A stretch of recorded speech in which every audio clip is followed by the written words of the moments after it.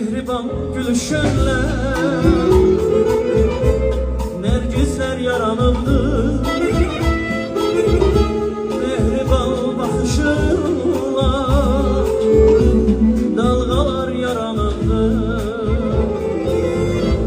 Mehriban gülüşünle nergisler yaranıbdı.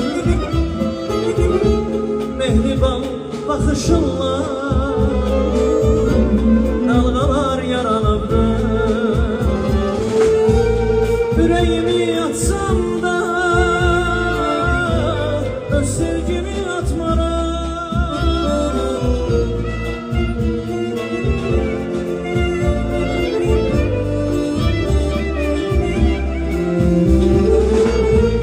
Yüreğimi yatsam da öz sevgimi atmara.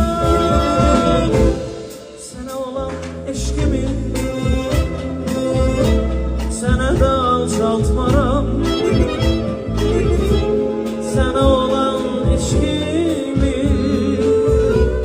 sana da alçaltmaram.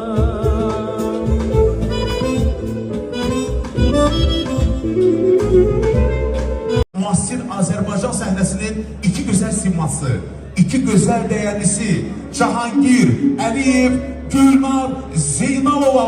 Biz mehriban aileyi, çok mehriban aileyi, gelin o sadiye güler. Elimizde şenliği var, ne güzel. Açılıp sühreler, düzülüp töhreler, gelin gelin, bugün bize. Çal çal, tarcaman bir hava saç, ay maşallah iri gözleri, yandım ayarlar şişir sözleri, ay maşallah iri gözleri, yandım ayarlar şişir sözleri.